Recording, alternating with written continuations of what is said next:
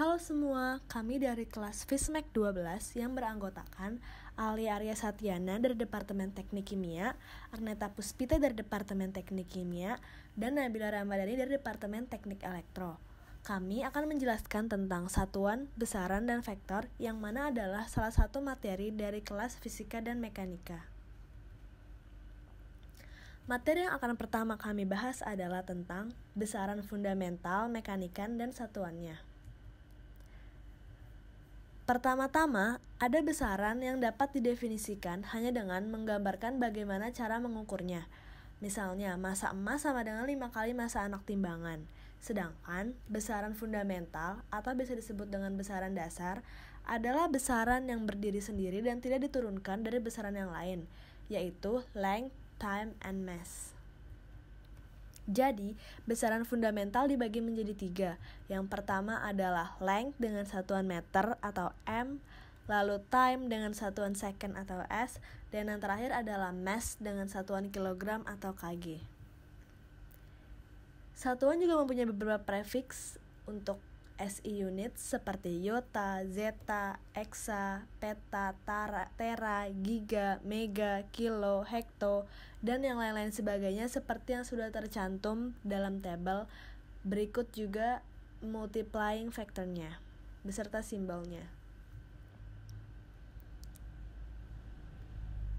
Lalu, panjang pun sebenarnya memiliki pengukuran lain seperti kilometer, desimeter, sentimeter, milimeter, mikrometer, nanometer yang semuanya dapat dikonversi menjadi meter yang mana adalah besaran pokoknya. Tidak hanya panjang, times juga mempunyai beberapa pengukuran lain seperti menit, jam, hari, minggu, bulan, tahun, dan masih banyak lagi yang dimana satuan tersebut semuanya dapat diubah menjadi satuan second.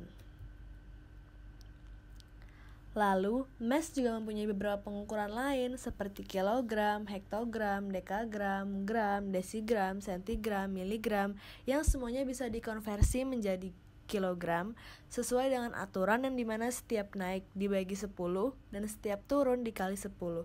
Ada pengukuran lain seperti ton dan lain-lain sebagainya yang tidak dapat disebutkan karena sangat banyak. Lalu pembahasan yang kedua adalah menetapkan dengan benar angka penting dalam perhitungan.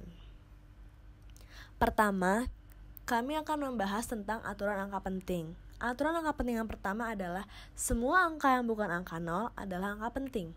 Lalu, angka 0 di antara angka yang bukan 0 adalah angka penting. Lalu, angka-angka 0 awalan bukan angka penting. Dan yang terakhir, pada angka yang memiliki nilai seperti pecahan atau desimal adalah angka penting. Lalu ada juga aturan pembulatan angka penting. Yang pertama, apabila angka pertama yang digunakan bukan angka penting adalah angka 5 yang diikuti angka bukan 0, maka dibulatkan ke atas. Jika berlawanan dengan aturan 1, maka dibulatkan ke atas atau ke bilangan genap terdekat. Yang ketiga, angka desimal bulat di belakang angka penting diubah menjadi 0. Lalu, operasi hitung angka penting.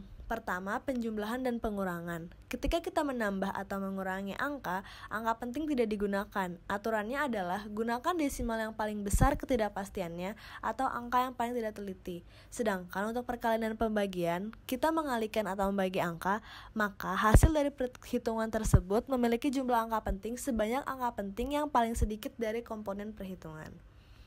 Contohnya, 1,26 dari 3 angka penting ditambah 2,32 angka penting sama dengan 3,56 2 angka penting.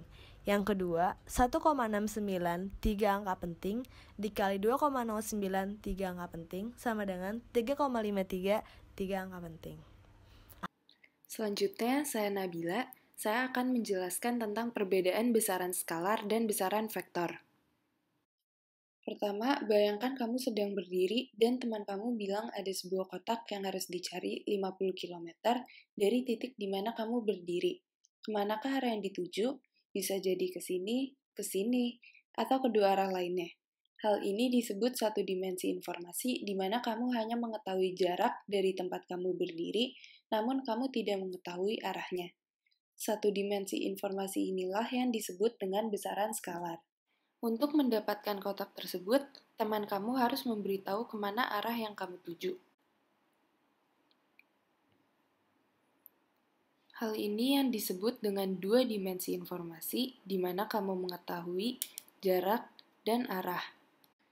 Dua dimensi seperti ini yang disebut dengan besaran vektor. Sehingga dapat disimpulkan besaran skalar hanya satu dimensi, besaran vektor ada dua dimensi. Selanjutnya speed atau laju. Speed atau laju menjadi salah satu contoh besaran skalar, karena pada laju tidak diketahui kemana arah mobil tersebut pergi.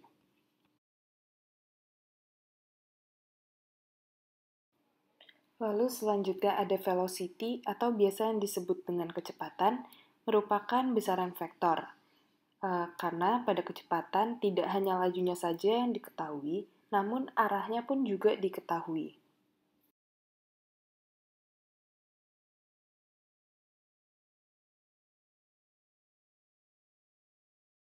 Selanjutnya, perubahan suhu juga merupakan besaran skalar. Namun, apabila naik dan turunnya suhu, merupakan besaran vektor. Sehingga dapat disimpulkan besaran skalar terdapat laju, jarak, dan massa, sementara besaran vektor terdapat kecepatan, arah, berat, force, dan percepatan.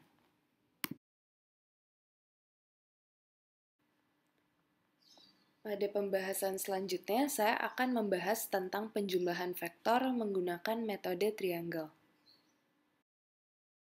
Pada vector addition atau penjumlahan vektor dibagi menjadi dua metode.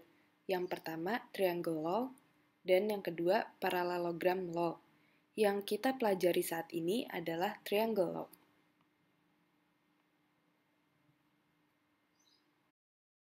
Triangle law menggunakan konsep head and tail, di mana tail merupakan buntut dari vektornya, sementara head adalah kepala dari vektornya. Sekarang untuk contohnya, apabila saya memiliki 3 vektor, vektor 1, vektor 2, dan vektor 3, dan saya harus menjumlahkan ketiganya, yang saya harus lakukan terlebih dahulu adalah menggabungkan ketiga vektor tersebut. Lalu, bagaimana cara saya menggabungkan ketiga vektor tersebut untuk penambahan vektor? Yang pertama, kita menggabungkan ketiga vektor tersebut dengan menggunakan cara head and tail. Jadi, pada panah pertama atau vektor pertama, head digabungkan kepada tail pada vektor kedua. Lalu, head yang dari vektor kedua kita gabungkan kepada tail yang dari vektor ketiga. Lalu, bagaimana untuk penjumlahan vektornya? Penjumlahan vektornya menggunakan dengan metode tail and head. Metode tail and head ini di mana tail pada atau buntut pada vektor pertama itu ditarik garis menuju head pada vektor ketiga, sehingga didapatkan resultan dari penjumlahan ketiga vektor tersebut, sehingga dapat dinyatakan R sama dengan 1 tambah 2 tambah 3. Selanjutnya, untuk contoh kedua, terdapat vektor A dan vektor B. Lalu, bagaimana penambahan untuk A tambah B? Sama seperti pada contoh pertama, jadi yang kita lakukan adalah yang pertama-tama dengan menggunakan metode head and tail, di mana head pada vektor A digabungkan ke tail pada vektor B. Sehingga dapat resultannya itu gabungan dari tail pada vektor A dan head pada vektor B. Sehingga R adalah A tambah B. Selanjutnya, cari penjumlahan antara B tambah A. Sama seperti penjumlahan A tambah B, jadi kali ini head pada B digabungkan dengan tail pada A. Sehingga didapatkan resultannya adalah B tambah A. Dapat diingat bahwa A tambah B sama dengan B tambah A, dikarenakan faktor penambahan memiliki sifat komutatif. Selanjutnya, saya Arneta Puspita akan menjelaskan mengenai subbab terakhir.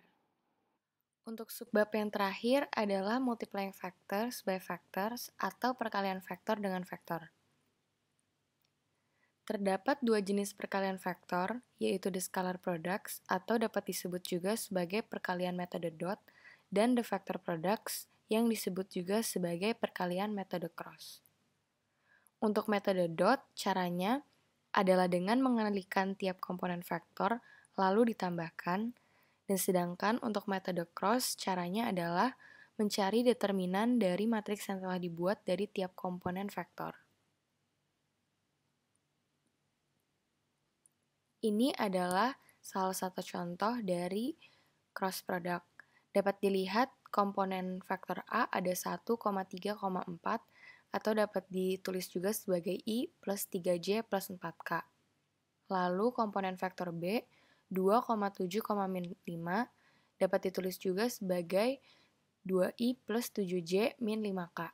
Dari situ dapat dibuat matriks berbentuk IJK 134 dan 27 min 5. Dari situ dapat dicari determinannya sehingga menghasilkan min 43I plus 13J plus K. Nah, dari hasil tadi dapat diketahui arah dari hasil cross product dengan cara menggunakan aturan tangan kanan, yaitu ujung telapak kanan menunjukkan arah vektor B dan jari-jari kita menunjukkan arah vektor A, sehingga terbentuk arah vektor A cross B dari ibu jari. Sekarang lanjut ke sifat-sifat products. Yang pertama adalah sifat dari dot products. Sifat pertama dari dot products adalah komutatif, yaitu jika A dot B sama dengan B dot A. Lalu yang kedua adalah sifat distributif, yaitu jika A dot dalam kurung B plus C akan sama dengan A dot B plus A dot C.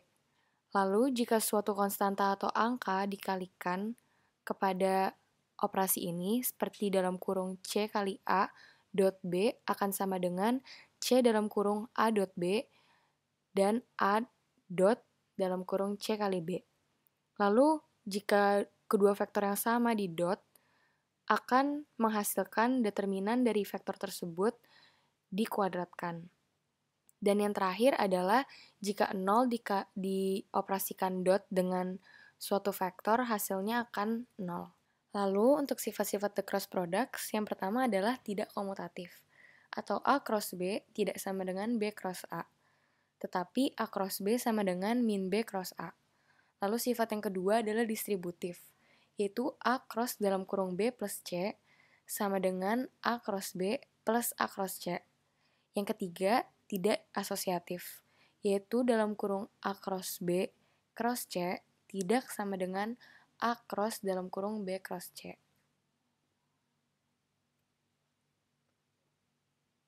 Nah, untuk perkalian vektor dengan sudut, terdapat cara yang berbeda lagi, yaitu pada dot operation, A dot B sama dengan nilai dari vektor A dikalikan nilai dari vektor B, lalu dikalikan dengan cos theta, yaitu sudut antara A dan B.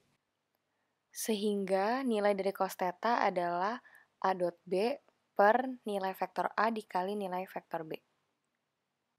Nah, untuk cross operation, A cross B sama dengan nilai vektor A dikalikan nilai vektor B dikalikan sin theta, sehingga sin thetanya adalah A cross B per nilai vektor A dikalikan nilai vektor B.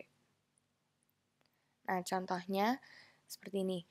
Ada vektor A, yaitu komponennya 2,2,-1, lalu vektor B 5,-3,2, sehingga dari sini kita dapat tahu sudut antara vektor A dan sudut vektor B itu berapa. yaitu kita dapat mencari nilai dari vektor A, sehingga didapatkan 3, lalu nilai dari vektor B, yaitu akar 38, dan A dot B, yaitu 2, sehingga tinggal dimasukin ke rumus, sehingga didapatkan nilai dari tetanya. Sehingga dapat disimpulkan adalah pada dot products kita dapat mengetahui orthogonal vectors yang adalah vektor yang sudut diantaranya adalah 90 derajat. Sehingga hasil dari operasi dotnya atau A dot B-nya itu adalah 0. Karena cos dari 90 derajat adalah 0. Nah, yang terakhir adalah parallel vectors, yaitu pada cross product. Kita dapat mengetahui bahwa parallel vectors adalah vektor yang memiliki sudut diantaranya adalah 0 atau sejajar, sehingga nilai operasi crossnya adalah 0, dikarenakan sisi 0 derajat adalah 0. Sekian penjelasan mengenai materi vektor dari kami, kurang lebihnya mohon maaf. Terima kasih telah menonton video ini.